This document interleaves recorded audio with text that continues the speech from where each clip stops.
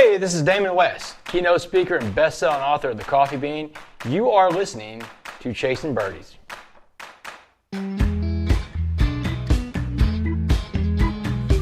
All right, everybody, thanks for joining us on today's episode of Chasing Birdies. And I got to tell you, man, Pepster, I'm pretty stoked about this one today.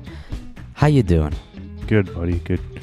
You know, we're 2 weeks into the diet, and I hate to say that I've cut back on the Chasing Birdie Blonde Ales, which today's episode is brought to you by lynxbrewing.com. Go check them out at Lynx Brewing, see all their offerings, but more importantly, check out the Chasing Birdie Blonde Ale.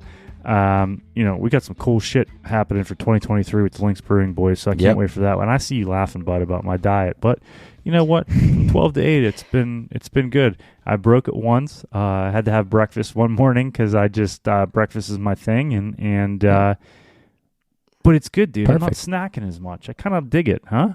No, road rage. I guess this is what a normal human being's supposed to act like.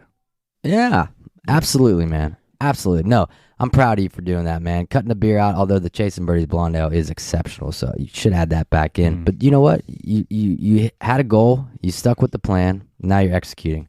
Well done, bud.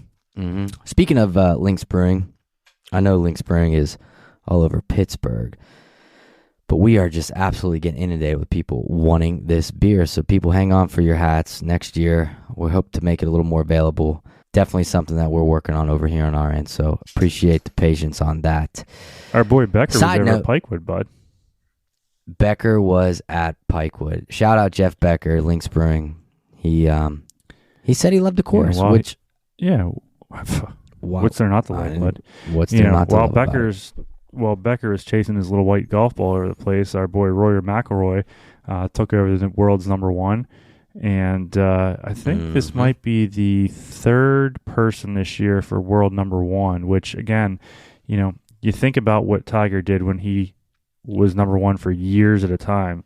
It's crazy, dude. And, you know, we've had 3 number ones this year. So, hey, but I'm happy for Rory. Our boy Dr. Bob Rotella, past guest, works with Rory, and you know, he's on the phone a lot with him since he can't be there all the time. And hey, bud, which makes me think that maybe you and I should go as member guest partners and sit down with Dr. Bob and kind of dive in and see if there's something that we're missing here.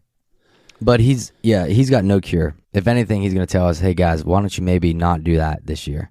Why don't you maybe like go to a sewing class or something, or work on another team building activity instead of us trying to play golf. But I agree, it could be good, especially if we can get into that USGA 4-ball, which I'm telling you we got to try to do next year.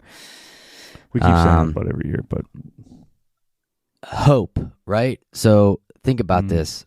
All of our episodes to now, which has been almost 2 years, we think they're really good, right? Like, we're biased a little bit. We had great episodes. We've had okay episodes sometimes, but more than likely, we're going to say we love and enjoy every episode.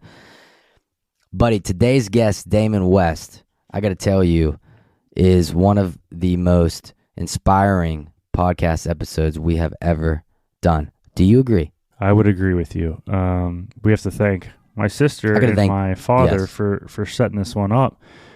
We've been chasing Damon around for a couple months now, and they got to play with him at a golf week event in Florida, and they told me his story. It's truly incredible. The guy's written 3 books, and The Coffee Bean, I've read, and it's an easy read. And if you're a business owner, an employee of somebody else, this is something that you should read, because we are all one of these things. Yeah, or if you're bean, just a carrot or an egg. And I'll leave it at that. Damon's story is truly incredible. He was at the bottom of the barrel, and he came out. And I mean, you think about it, man, a 65-year sentence. Yeah. And that's unbelievable. The thing that, like, when he tells this story, I just, from what my dad said and my sister said, how good his dad is, and, you know, how good Damon is. And it's just like, Damon had to look at his parents when this sentence got read off. And it's just like, I mean, and he took a horrible situation and he turned it into an incredible situation. I mean, the guy's a motivational speaker for Dabo Sweeney. Ever heard of him? Yep.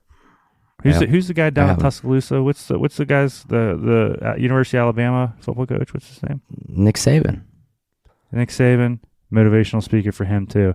The guy's all over college football, NFL, NCAA basketball, NBA. He's doing it all. He's motivational speaking for everyone, and I think that this is going to be a really cool episode for people to tune into and actually, see that. Well, first off, I shut up for once in my life listening to this guy's story. So yeah, and you know what, dude? Great preface to this podcast. You hit the nail on the head with everything you said. You guys may have listened to Damon West on the Ed Millette show at some point, but right now you're about to hear Damon West here on Chasing Birdies. All right, everybody, thanks for joining us here on another episode of Chasing Birdies. And as you know by now, we love to have guests on here that are not only chasing birdies on the course, but have chased birdies in life all over the place. And today's guest is no different than that, a motivational speaker, an author, an entrepreneur, really. Damon West joins us today. Damon, how you doing, man? Man, Ryan, I'm great, man. Thanks for having me on. And Pep, thanks for working with me on the schedule, guys. I know it's been hectic. Honestly, I was supposed to be doing this podcast from Orlando, Florida right now, but to timestamp this recording, Orlando, Florida is not the place you want to be after Hurricane Ian, right? So, I mean... Not right now. Thank you so much for coming on. Yeah, I had to reroute, and I'm in Hartford, Connecticut. So, it's great to be here. Opposite ends of the spectrum, right? Yeah, no doubt. I'm here to talk to University of Connecticut's men's basketball team tomorrow, so that's what I'm in town for. Very nice. So, and we'll get into that. I actually, so Damon and I got to know through... my father plays, with your dad, Bob, once a year at the Golf Week father-son, which my sister plays with him, so not really father-son there, but and they got to know you probably about 3 years ago. I guess they met you, and then I started this podcast with Ryan, and they had mentioned you, and we've been chasing you down, and finally you're here. But your story is truly incredible from top to bottom. I mean, again, we'll get into it, but it gives everyone hope, and it's pretty cool what you're doing right now. And so let's talk a little bit about it. I mean, coming out of high school, you were a stud quarterback playing football, and you went to college. Where did you happen to play your college football? University of North Texas. I was a Division I college quarterback at UNT. Was a starter by the time I was 20. Yeah, I was a really good football player, man. I had a cannon for a right arm, and I could scramble. I mean, they didn't have a star system back then, but I would have been a 4 or 5 star for sure. I mean, until they found out how short I was, which is what ultimately happened going into my senior season of high school. I mean, I'm 5'11" on a really good day, but back then in 1994, no one wanted 5'11" quarterbacks, man. Everybody wanted this prototypical quarterback. This is before guys that can move around like Johnny Manziel and Robert Griffin III and Drew Brees, you know. Well, I will tell you, Damon, you're hovering over Ryan, so you're a lot taller than him. You got 5. He's a stout 5'7". So that's generous, Pep. Thanks, bud. He's always got to talk about my height, Damon. I mean, it's like, it's a guy thing, man. Whatever. It comes with the territory of being a guy, man. My dad and my brothers pick on me because I'm shorter than all of them. So I get it. I get it, Ryan. Yeah. So what was your whole experience at college like? I mean, like you said, you were a stud quarterback at University of North Texas and living the life, going to class, and I guess your dreams were probably one day to play in the NFL, right? Yeah, I think every kid that plays college football thinks that, that might be a possibility or that would be a neat dream. Of course, I was no different, but I didn't have the kind of skill set to do that. I was a decent college quarterback, because once you get into college, it's really just an all-star of everybody in high school. And depending on the level of college football you play is how good of the all-stars that there were. But my college life, I was pretty wild, guys. I mean, I was in a fraternity. I was a Lambda Chi Alpha at the University of North Texas. I was in a fraternity. I did a lot of partying. I was there, not for the right reasons a lot of times. I did a lot of drinking, got into drugs, especially after I got hurt. I got hurt in my redshirt sophomore year, third play of the game, third game of the season. Went down against Texas A&M, and once that happened, I kind of spun off into a lot of bad choices. Took a lot of wrong turns at the fork in the road of life, and got into cocaine, ecstasy pills, that kind of thing. But, I graduated college. I was a very functional addict. It was 1999 when I finally graduated college. It took me 5 years to get in and out of college with a bachelor's degree. And after that, I went on to work some pretty neat jobs. Worked in the United States Congress, worked for a guy running for president. And then in 2004, I was back in Dallas training to be a stockbroker for one of the biggest Wall Street banks in the world, UBS, United Bank of Switzerland. And so you had mentioned the choices in life. You're in college, you're young, and people don't realize that those choices do affect your life. And we were all in college, and we all made decisions that we probably right now wouldn't make. To you, how did that kind of change your life? I mean, like you said, you were into the ecstasy, you were into the cocaine. Where did those drugs lead you in your life? Yeah, I got into, I had a lot of bad belief systems. And I think this is where ultimately this road is going down for me, looking back on it in the lens of history, the rearview mirror that's always correct. I had a lot of bad belief systems. And these belief systems really started when I was about 10 or 12 years old. When I was 10, I started drinking for the first time. I'd get in my dad's beer in the fridge. When I was 12, I started smoking pot. And I had this belief system that, I'm kind of invincible, and plus, I don't understand what the adults are upset about. I'm just drinking a little beer, smoking a little pot. I can do whatever I want. A lot of character issues are developing at a young age. And here's the deal about bad belief systems. Belief systems are very hard to change. The longer we hold on to a belief system, the harder it is to get rid of. And the truth about belief system is, they usually win out in the end. It's very difficult to change a belief system. And so, of course, I have this belief system, and I party a lot, I drink a lot. I do drugs, but mostly, like smoking pot and stuff like that until I get hurt in college. And the problem is that I have this belief system that is founded on things that are not good, and my identity is wrapped up into something external, my college football career.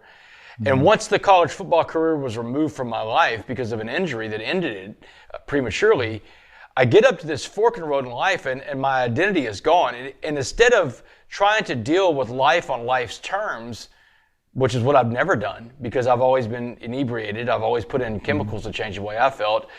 Instead of dealing with life on life's terms, I turned to more hardcore drugs to deal with it because the weed and the alcohol would not deaden that pain, but the cocaine, the ecstasy, stuff like that started coming into play because that was a more extreme way of trying to deal with life without having to deal with the pain and the reality of not playing college football. That's how people cope. And I guess for me, when you were in this stage, this dark period of your life, when you were addicted to these drugs, your football career ended, when you were in a sober mindset on any given day, did you ever think that, hey, I need to change my ways? Or did you just not really care and just keep going down that path of, hey, I don't care?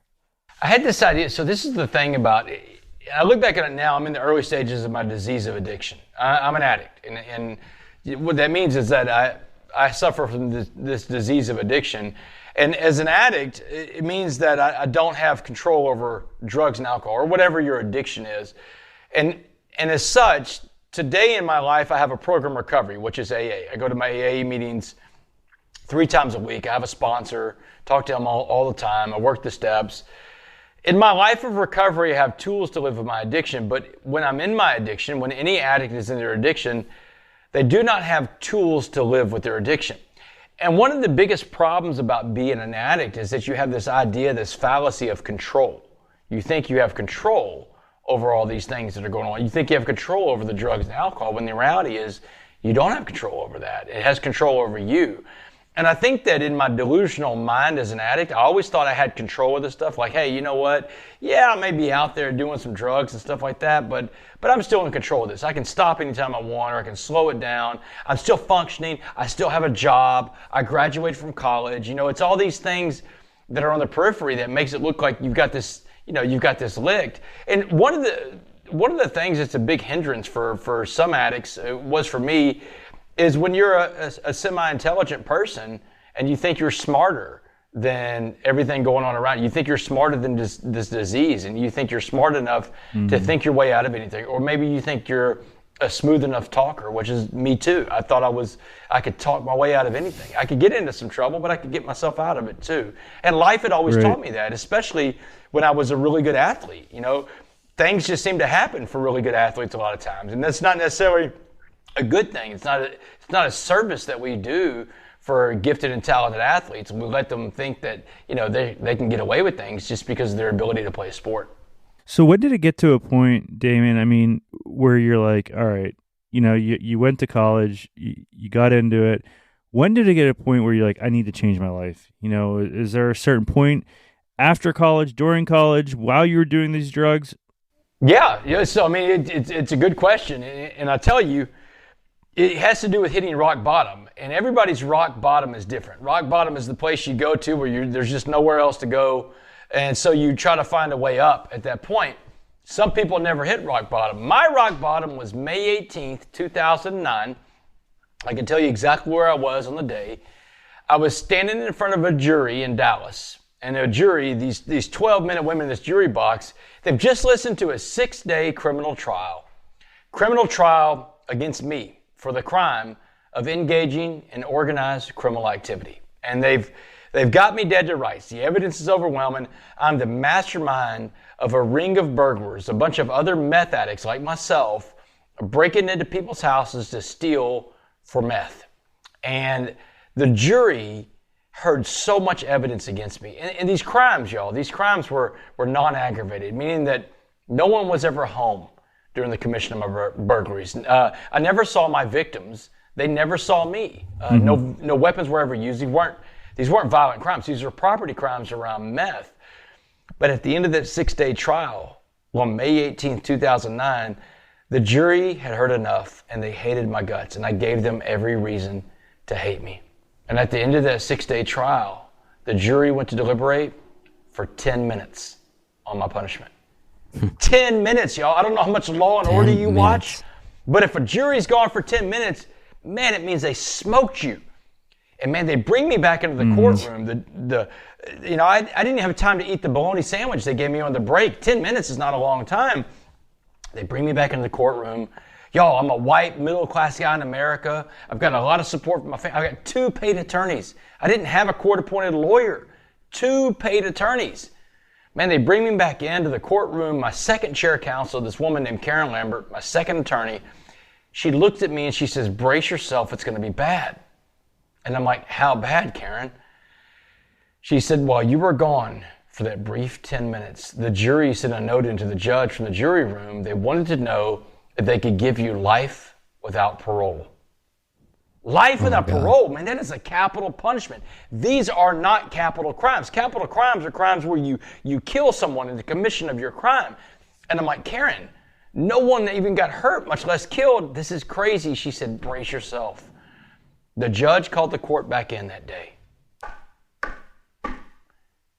He said, Damon Joseph West, you are hereby sentenced to 65 years in the Texas Department of Criminal Justice. 65 years is a life sentence in Texas. A jury in Dallas gave me life in prison on May 18th, 2009. That is the day that I hit rock bottom. That's the day that I realized that something had to change, and that something was me. I have so many. I mean, like there's it's just the emotions that have to be. You know, at that point, 2009. How old are you, Damon? Then 33 years old. 33 years old. So you have a whole life ahead of you. Okay, and you 12 people basically just carved out your future for you. Yeah, and here's the deal. I mean, I did the things they said I did. So that's the thing, the whole thing about consequences and the choices you make have a consequence attached to it. And there was some time in my life, Pep, when I had some resentments against the judge in the case, Judge Snipes, because I used to know this guy. We used to hang out before he was a judge, before I was a meth addict. But I realized later on when I got into my program recovery that I play a role in all of my problems. In fact, whenever I am disturbed, there's something wrong with me. And so when I started looking at that and the role that I play in my problems, I realized that, you know what? I gave that jury the power to sentence me to life in prison that day because of the choices that I made, because I violated people's homes. And look, I never physically hurt anybody, but I hurt my victims in a different way. I stole more than their property. I stole their sense of security. So 65 years in 2009, that's leading you to 2074. How are we talking to you right now? Well, it's actually 2073. You got to go back to the day I got arrested. That's when my sentence started. 73. Sorry. Yeah, July 30th, 2008 was the SWAT team came and got me. I was in this dope house I was living in, and the SWAT team comes and arrests me that day. So my sentence really starts on July 30th, 2008. I get off my parole. I'm on parole. I made my first parole in the state of Texas. 7 years and 3 months, 18 days. I walked out of a Texas maximum security prison on parole until 2073. That means every month I see my parole officer, I pee in a cup, I pay a fine. If I want to leave the state of Texas, like is where I'm right now in Hartford, I have to get permission from the state of Texas. I am on parole for the rest of my life. And so let me ask you in that regard, you get out of jail, but you're on parole.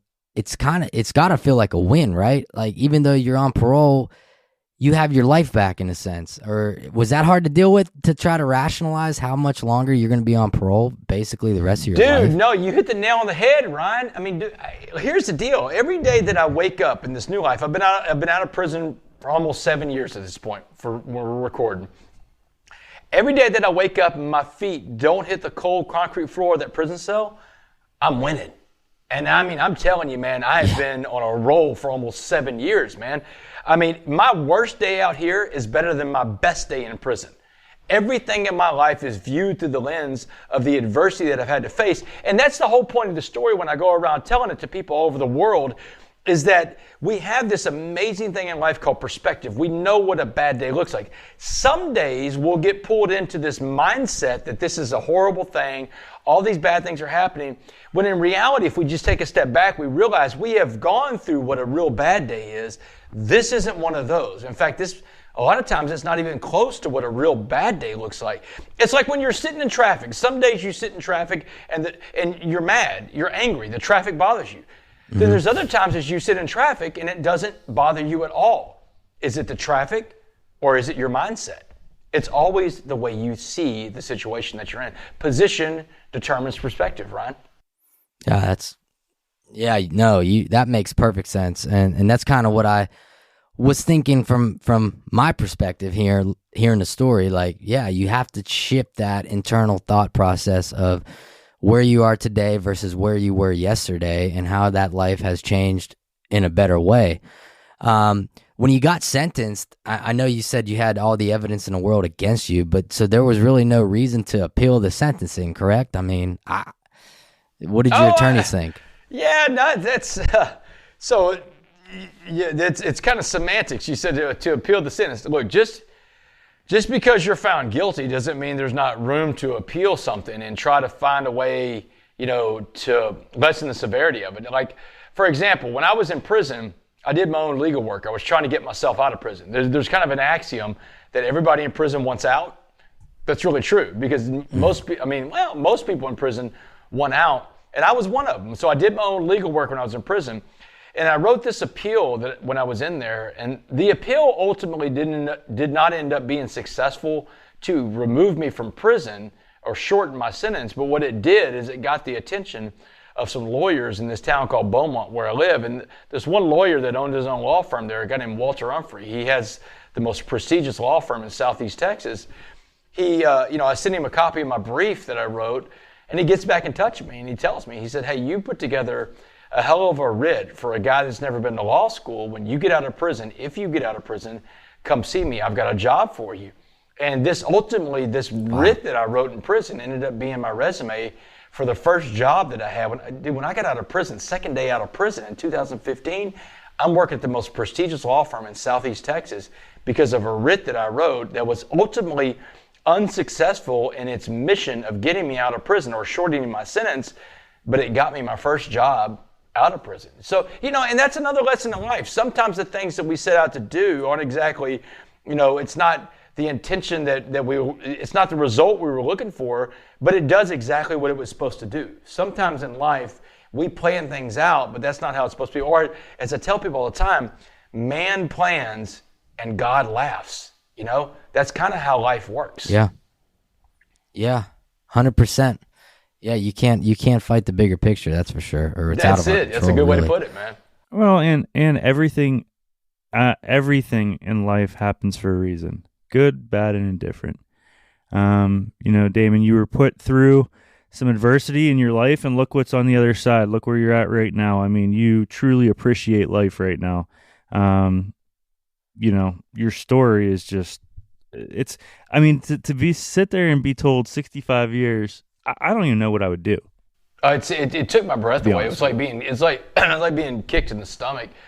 But guys, even though that happened that day, May 18, 2009, I didn't have a plan figured out on how I was going to turn my life around. So many people hit their rock bottom, and other circumstances in life can knock you down even further than rock bottom. Like I said, some people's rock bottom, they just never hit it. And I went into a system, the criminal justice system, prison, to be specific, and most of the people on that path in there are not choosing to turn their life around. They're not choosing to remake themselves. But I had a little help along the way. And it was a guy I ran into in Dallas County Jail, this older black man, and his name was Mr. Jackson.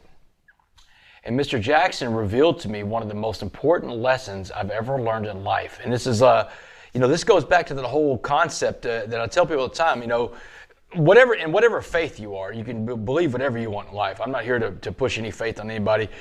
But I believe that in my life, God, as I call God never just reached his hand down and put his hand on my head and said, Damon, you're healed. God has always put people in my life. And these people in my life, they've been different along the way. When I was younger, they were my parents. They were teachers, they were coaches, they were people in the community of Port Arthur, Texas that helped raise me. And as I got older, they took on the forms of different people. And one of those people in my life was in the summer of 2009 in Dallas County Jail. It was a black Muslim man from the streets of Dallas, Texas. And I'm telling y'all, he couldn't be more different than me. I'm a white, middle-class Catholic guy from a little bitty town called Port Arthur, Texas. But this man, so different than me, shared with me one of the most important and transformational messages I've ever received in my entire life. And I tell people the moral to that is that if we ever shut ourselves off to people because of their differences, different race, different gender, ethnicity, different religion, different political beliefs, if we close ourselves off to people because of their differences, we miss some of the most important lessons and some of the best friendships in this life. Because Mr. Jackson, in the summer of 2009, shared with me one day. He said, I want you to imagine prison as a pot of boiling water. And he said, anything we put into this pot of boiling water is going to be changed by the heat and the pressure inside that pot. And he said, I'm going to put 3 things in the pot of boiling water and watch how they change. A carrot, an egg, and a coffee bean. And so he walks me through this allegory of the carrot, the egg, and the coffee bean. He said the carrot in the pot of boiling water becomes soft, goes in hard, but becomes soft. The water breaks it down. He said the carrots in life, they get beat, they get broken. They're just sad people. That's what a carrot is. And he said the egg in the same pot of boiling water goes in with a soft liquid inside. But inside, that soft liquid inside, the egg's heart becomes hardened. And he said if your heart becomes hardened, you become incapable of giving or receiving love. And this happens to so many people that you see in life too. They become the eggs in the pot of boiling water called life. That life beats you down and makes you mad and mean and angry and irritable. But he told me, he said the coffee bean in the same pot of boiling water called life was the only thing that had the power to change the water. Everything else is changed by the water because the coffee bean changed the pot of boiling water into a pot of coffee. And that's what he told me. He said, if you want to come out of this prison experience as someone your parents recognize, because my parents have told me you have to come back as someone we recognize or don't come back at all. He said, if you want to come back as that person, then you have to be a coffee bean. You have to change this pot of boiling water called prison into a pot of coffee. And the last thing this man ever said to me in 2009 in Dallas County Jail, 4 words that changed my life. Be a coffee bean. be a coffee bean, guys. And that was it. That was something I could wrap my brain around. It was like the message that got through to me and now when I go around telling it all over the world, anybody that's 5 or 95 understands this concept. In your hat, your T-shirt, both say "Be a Coffee Bean." Your book, "Be a Coffee Bean," is out, and I read it. Your father, Bob, sent it to me, and then he just sent me the locker room one that I'm currently on the 3rd chapter. But that book, again, it's almost like the concept of chasing birdies, right? Everyone in life is chasing birdies. Doesn't matter if you play golf, you don't play golf, whatever it is, you're a VP, you're a janitor, you're always trying to do something better in life. And that's be a coffee bean, right? And I gave it to Bash, and it is something that every owner of a company should have their employees, their team members, their staff read this book, because it is so true. Being a coffee bean, it's so much better than just being the carrot or the egg, right? It applies to life in the most simplest way. I mean, when you think about it, it's simple, but it's so powerful. And I have to say, and I'll let you get into this a little more, but with that idea in your pocket, so to speak, it probably was an easy pitch to a publisher. I don't know if you obviously got a publishing deal from this, correct? I mean, the book's it's powerful. Yeah, and, the whole deal with the publishing deal, I'll get into that a little bit, how that all happened. But, the concept of it is, like you said, it's easy to understand. And you also understand that you're going to be all three. Because being sad is a natural human emotion. You're going to experience days of the carrot. Being mad is also a natural human emotion. You're going to be experiencing days of the egg. I mean, dude, I'm an egg a lot. I'm in airports every day. I mean, I become the egg quite often. But the idea is that you have a choice to be a coffee bean, and if you're having a carrot day or egg day, you can stop your day and you can start it over. And I grew up playing sports. My dad was a sports writer for 50 years, y'all. My dad, great dad. I mean, he's the kind of guy that would come home from work and play catch with me if it was baseball season. We're playing catch. He would play football. He would go out and throw the football with me. If it was football season, he was always there to play with me and nurture those dreams of being an athlete. And I learned a lot of lessons through sports. And the carrot, the egg, and the coffee bean went along really well with the same lessons that I picked up from my father playing sports in golf. My dad is an avid golfer. We were playing golf from the minute we could walk. We had clubs cut to fit into our hands. And, it's almost like I wish I would have had the carrot, the egg, and the coffee bean allegory when I was younger, and my dad was introducing me to golf and playing golf, because I'm telling you, man, on the golf course, I was an egg. I'm still an egg a lot of times on the golf course, man. I can't keep my ball in the fairway. I triple and quadruple putt my greens. But the idea of being a coffee bean is that you always have the next shot, right? And it's almost like that concept you're talking about, chasing birdie. It goes perfectly along with that, because we always have the next shot. We always have the next choice of how we're going to respond to the next situation. No, it's true. And linking it back to golf, you have to be able to forget easily in golf, because you're going to hit those shots that make you shake your head and want to make you leave the course. But at the end of the day, you have to forget that past shot that made you an egg. And to your case, how were you able to forgive yourself with your past track record when you shifted into this new life? I mean, I'm sure that you had some pretty big internal talks with yourself just to kind of digest what had happened, what transpired prior in your life, and now on the path moving forward. How was it easy to forgive yourself for that? Great question, Ryan, because forgiving myself in my program recovery, I work a 12-step program recovery. AA. I don't speak for AA, but I am an AA. So in my program recovery, we have these steps that you hear people talk about, the 12 steps. And the 8th step is when you make a list of all the people you had harmed. And the 9th step is when you go and you make the amends. You become willing to make the amends, except when making the amends would cause you or them harm. And when I started working my 12 steps, I realized I had so many amends to people to make, but some of my biggest amends to make were to my family, who were my biggest victims of the crimes I committed, because when I went to prison, I didn't just go to prison by myself. I took my entire family, my brothers, my mom, my dad. They all came to prison to see me. I locked everybody up, the entire family. And that caused me to have a lot of resentments against myself. And we go back in the step work. The fourth step is when we write down what our resentments are. The biggest resentment I had in my life was against me. Because, and here's the deal, if someone would have done to my family what I did to my family, I'd probably kill them. You know, I'd probably kill them because the amount of pain that I cause these people that love me unconditionally is astronomical. But I'm not going to kill myself. You know, it's one of those things. You have this preservation of life instinct. So are you really going to kill yourself? No. So I've got to find a way to live with myself. And working this program recovery, I had to realize that in order for me to become whole again and become the best version of me, I had to forgive me. And that was the longest process. It was the hardest thing to forgive me. But I realized that one day that if I could be forgiven for all the things that I'd done to other people, if people could find it in their hearts to forgive me, and by the way, when you make an amends to somebody, there's no guarantee they're going to accept it. That's not even part of the equation. You make the apology, no guarantees it's accepted, but so many people were accepting my apologies and forgiving me on the way, and I thought to myself one day, who am I to not forgive myself? If these people can forgive me with all the damage I've done to them, why can't I forgive me? And that's when I started healing and forgave myself, Ryan. It was a process.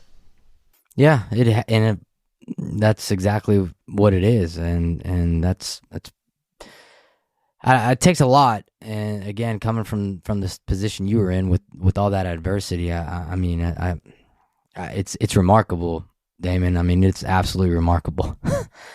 So real quick, so you did the Be a Coffee Bean, and I was reading the book, and in there, it talks about Dabo Sweeney and Nick Saban, which all these names are as big as it gets in the college football world. Okay, they don't just let anyone into their program and to talk, and which speaks volumes of you. How did you get with these, with the University of Alabama, Clemson, like you said, you're right now, you're speaking to the University of Connecticut basketball team. This doesn't just fall into your lap. This takes work to get to this point. And how did it all come about? And this is a great story. This is one that I think your listeners are going to attach to because everybody struggles in life. And we all have to find those times in life when the chips are kind of stacked against us, or we see it that way, but we have to keep fighting. And it's like that old man in Dallas County Jail, Mr. Jackson, told me. He said, you don't have to win all your fights, but you do have to fight all your fights. And that means that, you're not going to have good shots all the time on the golf course, to use a golf analogy. You're going to have bad shots. You're going to shank some shots in life. And, I had this idea in life that growth follows belief. And in order for you to grow, you have to believe in yourself first before other people are going to believe in you. But if you believe in yourself and you're willing to put in the work is hard, man. Put in the work means, it's sleepless nights sometimes. It's countless hours working at your craft to become the best version of you. 14 months out of prison, it was January 12th, 2017. I was working at that law firm. And I've got this dream of sharing this story with college football programs that I have, my whole story in the Be a Coffee Bean message. But I don't have any access to college football coaches. It's been 20 years since I've taken a snap at college.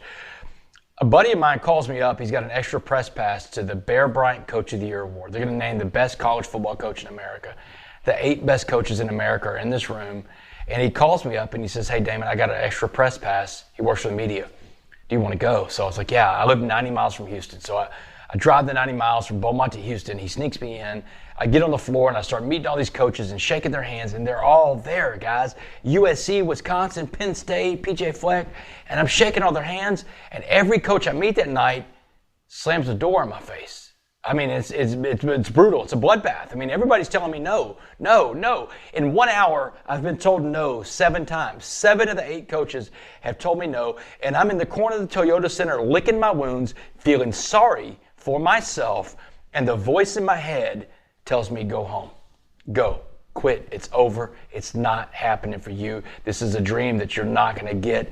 But you know what I quit doing a long time ago? Listening to myself. And this is good for all the golfers out there, man. You can't listen to yourself because that voice in your head tells you some crazy things. So you know what I did a long time ago? I started talking to myself, and that's what I did that night. And I'm telling myself, no, You survived prison. You survived way worse than this. I'm using that perspective, right? And that last coach is going to tell you no to your face before you walk out that door tonight. I don't care what it takes, Damon. He's going to tell you no to your face. So I stalked Dabo Swinney around that room. And I mean, I look like a crazy person. I'm hiding behind fake plans. I'm eavesdropping every conversation that Dabo has. And I finally pounced on Dabo. And man, I give Dabo my best stuff for like a minute. And he can't wait to get away from me. He's like, man, you got a card on you or something? He's just trying to get away from me. I gave him my card and he takes off going the other direction. And it's a no. And it feels like a no. It looks like a no. But I felt okay about that last no because I left it all on the field. I did everything I could. I tried my best. And that's what life is about. You give it your best effort. You don't have to win all your fights, but you have to fight all your fights. And so I went home that night after fighting all my fights, and I slept like a baby and forgot all about that night till 4 months later when I was at my desk at that law firm and I got an email. It was the director of football operations at Clemson University, a guy named Mike Dooley. And Mike Dooley said, hey, Damon, Coach Swinney met you at a award show in Houston. He'd love to have you come talk to the team. Do you have August 1st open? Dude, I got every first open, Mike Dooley. I got nothing going on in my life right now. So, man, August 1st, 2017, I go speak to the Clemson Tigers, the defending national champions of college football. And when I got done with my presentation that night, Dabo had me up against the wall in the team room at Clemson. And Dabo was very high energy, y'all. He's in my face, and he's like, dude, he's like, that's the most amazing story I've ever heard. I've never seen my players respond like that to a speaker. He said, man, have you been to Alabama yet?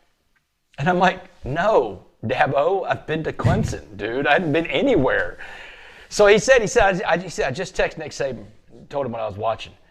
And the next morning, I got a voicemail and a text message from the director of football operations at University of Alabama and said, we'll see you at Tuscaloosa in 3 weeks, 7:30 p.m., August 21st, you're on. And then just like that, the college football world opened up because now Kirby Smart's calling, Lincoln Riley's calling, Lane Kiffin's calling. All these coaches in America are calling my cell phone because Dabo's given them my number and said, you got to call this guy, right? Dabo believes in me. But the real magic in my life happened, Ryan. This is to answer your question a while ago about the publishing deal. The real magic in my life happened 1 year after my presentation at Clemson. August of 2018. I was still working at the law firm at that time. And one morning my phone rang. And on the other end of my phone is a guy named John Gordon. John Gordon, man. John Gordon is one of the biggest motivational speakers in the world, man. This guy, and he's sold millions of books, 5 million books. The guy wrote a book called The Energy Bus that just went through the roof. And so John Gordon's a guy that I go to every morning on Twitter for my inspiration. And I'm like, man, John, I know who you are. How do you know how'd you get my number? And he said, Dabo Swinney. He said, man, I was just talking to the Clemson football team. And Dabo pulled me in the office and he told me your story and he told me about the coffee bean. He said, Damon, the culture at Clemson is one of the best cultures of any corporation or team or anybody I've ever talked to. And John's talked to everybody, y'all. Every major corporation, every sports team. John said, I've never seen a culture like Clemson before, and you changed their culture because their team motto is be a coffee bean. He said, Dabo's got T-shirts that are printed up, said be a coffee bean with a little paw print on it. He said, and he said this in 2018, this is before the pandemic. John said, the world needs the coffee bean message, Damon. Let's write a book to deliver it to the world. Will you write a book with me? So we wrote the book called The Coffee Bean. It came out in the summer of 2019. John already had a publishing deal with Wiley, the publisher, and John brought me into his Wiley publishing deal. So now I'm introduced to this massive publisher that John Gordon walked me into because John's a huge best-selling author. And we write The Coffee Bean. It comes out in the summer of 2019, 10 years after I heard the story of the coffee bean in Dallas County Jail, the summer of 2009. And this book became a global bestseller. I mean, it's in every language in the world. It's been reprinted. It's got a global publishing deal. It's in Chinese, Spanish, Arabic, French, Italian, German, it's in every language in the world. But it all goes back to a few nights in my life that I can point to. One of them was that night on January 12th, 2017, when I met Dabo Swinney, when I refused to leave and stuck around to get that last no, which ended up being the biggest yes in my life. And I tell people all the time, you can't give up before the miracle happens. You never know where that Dabo Swinney moment's going to be. Or it's like Michael Jordan says, you miss 100% of the shots that you don't take. The only question you know the answer to in life is the one you don't ask. That's a no. Again, back to everything happens for a reason. I mean, Dabo Swinney. It was the right time, right place. You were there. And your biggest supporter is Dabo Swinney. I mean, think about that. That's not a bad supporter to have, clearly. Yeah, not at all. But also it goes back to Mr. Jackson. You got to think about that, right? Yeah, absolutely, man. If I don't run into that guy in Dallas County Jail, we're not talking right now. So let me ask you, have you talked to Mr. Jackson? Man, good question. So this is about to come out. I'm about to announce it probably next week. I've been trying to find this guy. I don't know until recently, I didn't even know his real name. I just called him Mr. Jackson for the sake of the story. The only name I knew this guy by was Muhammad. And the reason why his name was Muhammad in Dallas County Jail, when guys convert to Islam, they give up what's called their government name, their real name. Cassius Clay. Cassius Clay went to prison in the 1960s, and he came out Muhammad Ali. This guy, the only name I knew him by was Muhammad. And so when I got out of prison and I go around telling this story, I live in the South, guys, the deep South. I'm not going to go around telling people that Muhammad told me this and Muhammad told me that. I mean, we killed the message because of the messenger, right? So I just gave him the name Mr. Jackson because everybody loves Mr. Jackson. But I tried to find this guy. Dallas County Jail's like, we need a real name or a birth date. So I go on telling the story till recently. I got a letter from an inmate in the Texas Department of Criminal Justice, and it said, find James Lynn Baker and you find your Mr. Jackson. And I was like, okay. That's the clue I've been waiting for. Got a private investigator. We go try to find James Lynn Baker. First, we find his criminal record matches up perfectly with what he said. In and out of prison all of his life. When I met him in 2009, I put him to be in his early 60s. Come to find out, he was born in 1950. So that put him at 59 years old when I met him. There's even an arrest on his criminal record that puts him in Dallas County Jail the same time I was there. This is my guy, right? But I've got to see him. I got to see a picture of him or something, and I find out why we couldn't find him because Mr. Jackson died on May 9th, 2017. James Lynn Baker died of a drug overdose on May 9th, 2017, which is, something I could totally understand because I'm a drug addict and I understand the power of addiction. And in his life, his addiction got the best of him. And I reached out to his family next because I'm like, you know what? Couldn't find him, but I'm going to find his family because I want to honor him in some way. This is where it gets really interesting, guys. In 1972, the Dallas Cowboy cheerleaders started their first cheerleading squad with 7 women on the Dallas Cowboy cheerleading squad. Von Seal Baker, his sister, is the first Dallas Cowboy cheerleader ever. Yeah. 2 years later, his other little sister, Vanessa, becomes a Dallas Cowboy cheerleader as well. But really, the real interesting part of the story is their mother, Bertha Baker, in 1949 is the first licensed black daycare owner in the city of Dallas. The first license that went to a black person to operate a daycare went to their mother. She was a pioneer. This guy has roots in a pioneering family, and I'm like, God doesn't make mistakes, guys. Nothing happens by accident in life. And so I found the family, and I'm like, listen, I need to tell you something, that your brother impacted someone in life. Yeah, one person on this planet for sure was impacted by your brother, and that one person is impacting the entire planet today, or is trying to impact the entire planet. And I said, I want to honor him. I said, what high school did he go to? They all went to this school called Dallas Lincoln, very inner city, very urban, very black.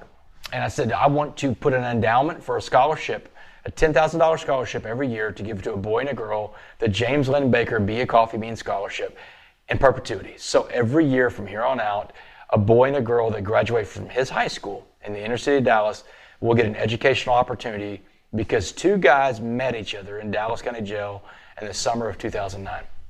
That's Isn't that wild? I want to crazy. clap right. Yeah. I want to clap. It's wild, man. It's crazy. So I mean, it's crazy. Like I said, I've been trying to get you for 4 months to come on here, and it's truly is, as you can see. I mean, you probably see this all the time when you talk. Everybody's dead quiet, mouths are open, eyes are wide open. It's just a truly incredible story. You have 3 books right now. Is there anything in the television world future for you? Yeah, so I've got this deal with Lionsgate to Dak Prescott is my partner in this deal. He got his own production company, D4K Productions. And so Dak has become a huge partner in this thing because, he's quarterback of the Dallas Cowboys. and just a great guy all around. Anything I can tell you about Dak Prescott, the best thing I can tell you is that being the Dallas Cowboy quarterback is not his identity.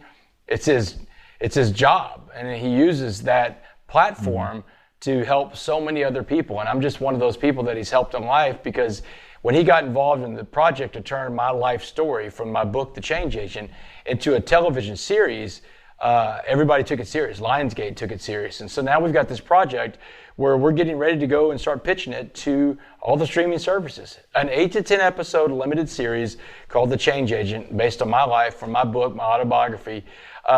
Hopefully, it'll sell. We're going to pitch it to Netflix, Hulu, HBO, Amazon Prime, all the different streaming services, Hulu. That's incredible. Yeah. Yeah, that's and it's a perfect pivot for you. To take the story in real life, put it in words in a book, and now, put it to the visual effect. It kind of ties it full circle for you in that regard. So, and by the way, I'm interested not only for you with respect to your story of how you overcame that adversity, but you're an entrepreneur, man. You took life by the horn, so to speak, and made lemonade from lemons. Well, yeah. Spoiled lemons, but you made lemonade. And now look at this. It's incredible, man. It's just, it's really mind blowing. But I've built excited to see it. Yeah, I've built a really big speaking business as an entrepreneur. I've got other businesses. My father-in-law and I have a real estate development company. We build houses. My wife has a demolition company that it's called Divas of Destruction. And I got an oil and gas company. I'm an oil and gas operator. I have oil wells in South Texas for a company called Coffee Bean Energy. So that's my oil and gas company. Well, wow. Our man Ryan here is in the oil and gas business as well. So how about that? Yeah. Yeah, it is. I'm in natural gas though up here in Appalachia, I know. So I know we kind of heard the whole gist of the story. I got to ask you briefly here, and I might already know the answer, but what's your favorite locker room to talk in? Man, Clemson is my go-to for everything, because the culture that Dabo's built at Clemson. John Gordon was right. There's really nothing like it, man. And I'll give you a real life story of why that culture is so powerful. Teams that have they're built on these great cultures, they can withstand adversity. And if you don't have good culture, you don't have a healthy locker room, you can't handle adversity. Look at what happened last year. This coaching carousel that goes on. Florida, LSU, these teams. When they start losing a few games, they just implode and fall apart. They had nothing to fall back on. Clemson, by all metrics, had a down year last year. They won 10 games. How do you like to have double-digit wins and still be down? But a bad year. They had what by the standard that they had set, because the standard is the standard. Mm-hmm. By the standard they had set, they weren't having the kind of season that they normally have. And instead of falling apart, they fell into each other more, and they circled the wagons, and they salvaged what, if those other programs that didn't have culture, they fell back on their culture, and they had a good season after all. 10 wins is still a great season. I know that it's not the national championship where people have been used. They're not in the national championship playoffs, which is the first time in 7 years, but their culture can withstand direct hits like that. And if you don't have culture, you don't withstand that. With all this motivational speaking and traveling, how do you get time for some golf? I don't have much time for golf, brother. I made my dad a deal that I would try to take him golfing at least once a month. And, and that worked for about 3 months in a row. And then after that, it was like, man, the wheels have come off. We took him golfing. And when I actually golfed with your dad and your sister back in June, for the father-son thing. It was my first time ever getting to go to that. Both my brothers went. We took my dad golfing. It was the best Father's Day outing probably that he's ever had in his life. And, it was cool too, Pep, to be able to be there and be present. When I got out of prison in 2015, I walked around my parents' house and I saw all these family pictures. And the only thing missing from those family pictures for a long time, because you got to, not just the years that I'm incarcerated, but the years I'm out there on drugs on the street and living a lifestyle that wouldn't put me at home, there's all these pictures without me in it. The family's never been complete. Now the family's complete, and we try to do stuff together. I'm actually I got a scramble I'm playing in next weekend, and my dad and I are going to be on the same team in the scramble. So it's going to be fun. That's awesome. Yeah. That's awesome. Yeah, well, at least, hey, my dad doesn't even take me to the father-son. He takes my sister, so that's nice. Is she a better golfer? I think so, Damon. Let's not rub it in. Yeah, Man, I'm she's the got worst his number golfer in there, my man. whole family, man. It's all right. Yeah, we suffer from the golf addiction though, and that's probably one we probably won't go to rehab for. I feel like rehab and golf addiction is just playing more golf. Yeah, my dad raised us to believe that a bad day on the golf course is better than a good day at the office. So Yeah, sure. yeah. Well, listen, man, we so appreciate your time. Hearing this story, it's incredible, and we're going to transition this to the last segment of the show, Damon, called the Tap-In segment, where Jonathan's going to ask you 4 questions that demand your quick-witted response. So I'll let JP take it from here. Go for it. All right, Damon, what are you most proud of? Being a servant leader, being able to put back into the world so much as a servant leader, helping other people reach their goals. I know you said you don't do much of this right now, but favorite golf course? Favorite golf course, man. Any golf course I can get on these days. That would be my favorite golf course. Awesome. That's me too right now. Yeah, I mean, I haven't played a lot of golf since I've been out of prison. I would love to. I love golf. What would you tell a young Damon West? Ask for help. The 3 hardest words for people to say, I need help. It's the hardest thing for people to say. And I never would ask for help. I would tell the young Damon West that vulnerability is a strength. Being vulnerable is a strength. Asking for help. There's nothing. We have this culture right now in America where we think vulnerability is a weakness, and it's really a strength. All right, last and final question. What are you chasing? What am I chasing? Man, I think the thing in life that I'm chasing most is the opportunity to be useful. I'm always looking out for ways that I can help other people. I wake up every day, I've got one prayer that I pray in life. I ditched all the other prayers that I've been praying all my life because I realized that I was praying the wrong way. For me, you could pray whatever you want to pray for, but when I got into recovery, I learned how to pray, and I say one prayer every day. I ask God for 2 things in the morning. God, the way I believe in God. I said anybody can believe whatever they want to believe in. But when I get up in the morning, I say, hey, God, put in front of me what you need me to do today for you, and let me recognize that when I see it, because I don't want to miss that. Amen. Mm-hmm. That's it. That's my life today. I mean, this is one of the cool. I mean, again, I would say deepest, coolest interviews that we've done, and we've done it for about 2 years right now. We can't thank you enough. I know you're a very, very busy man. I don't know how you do the scheduling yourself, but we greatly appreciate your time, Damon. And make sure, for those of you that have not read The Coffee Bean, go get it. It's an easy read. I mean, you can read it in what would you say, Damon? 45 minutes? 25 minutes, 30 minutes? Yeah, 30 minutes. I'm a slow reader. Yeah. It takes Pep an hour. No, it is a phenomenal book, so I agree with you, Pep, 100%. Thanks, guys. It's on my coffee stand. Yeah, that's good. All right, Damon. Thanks again, man.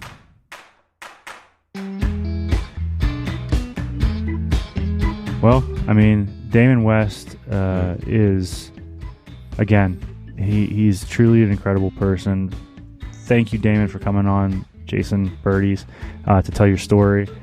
It is a story. It is a story of a lot of downs, and there's a lot of ups too. And it's just, like he said, in the why in the road, you got to make a decision, and every decision every day can affect your life. Yeah, man, I feel like it does apply to life.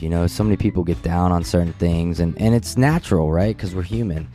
But at the end of the day, it's like you got to find a way to fight. You got to kind of get yourself in a position to think positively and get yourself out of that slump. And Damon West, hats off to you, man. It was a pleasure having you on the show, and it's a really inspiring story. So looking forward to seeing potentially some video aspect of Damon. I know he said he's working with Dak Prescott now on some stuff for the future. So that would be really cool to see what comes out for that. But I mean, you think about that. Still, Bash, he's on parole for the rest of his life. Yeah. Like, but like he's got to check in all the time. I mean, but no matter how good he's doing, you know, you could tell that he's never going to let that guard down again. He's still going to his meetings. He's still leading these groups. You know, he's still spreading the word. And it's truly incredible. I mean, I'm starting to read his third book that he just wrote, The Locker Room, I believe it's called. Yeah, but go to Amazon, people, and get yourself the Coffee Bean. It's a quick read. It's a great read. It'll hit you on every level, I promise you. And it's something you can just open up easily. Yeah, absolutely. Yeah, it reflect does. back on. And now I was just up at Nemacolin a week ago, and it is truly incredible. Some of y'all might have saw a video. I was looking for my golf ball on the 11th hole. But it is beautiful up there right now, nemacolin.com. Right now for 2023, we have 2 events scheduled with Nemacolin. So stay tuned for those details. Go to nemacolin.com, book your stay. Hey, bud, elf tuck-ins this December. You know, I know you like to get tucked in by the elf every once in a while, so. Oh, bud, I love it. Especially when in silk. Take the family. If there's silk sheets. Silk sheets, elf tuck me in, and leave You're in a lights on. onesie? I'll be good to go. Little bit, man. You know what I do though? I actually cut out the onesies like around my feet because I hate shit on my feet when I sleep. But I'm like everything else is good, man. I saw you up at Nemacolin. I'll tell you who's. Yeah, you were moseying around, and I was proud of you because, unbeknownst to me, you had a bag of player brand biltongs sitting there in your cart. And I'm like, bud, I thought you were on the diet. You're not supposed to be eating now, but you said, hey, this is good energy for the course. So people, I know you guys are tired of maybe hearing some ads here and there, but this is not an ad. We are really into the player brand biltong, playerbiltong.com, Birdies 10 at the checkout. It's great jerky to have in your bag. If you're golfing right now, golfing anywhere over the winter, in the summer, get yourself some of this player biltong. It's incredible. And like I said, I've been traveling Birdies 10 with at the checkout. Easy, right? Flying on flights. Well, I Zips can't up. eat till 12 o'clock. So I, you know, if I'm on a flight and it's 1 o'clock, I just take a couple bites of that until I can get a meal. So it's perfect. Bingo. Bingo, dude. Which rolls us into our next episode. Cole Taylor, country music songwriter. He's written some bangers. I know that one of Bash's favorite all-time songs, "Sipping on Fire."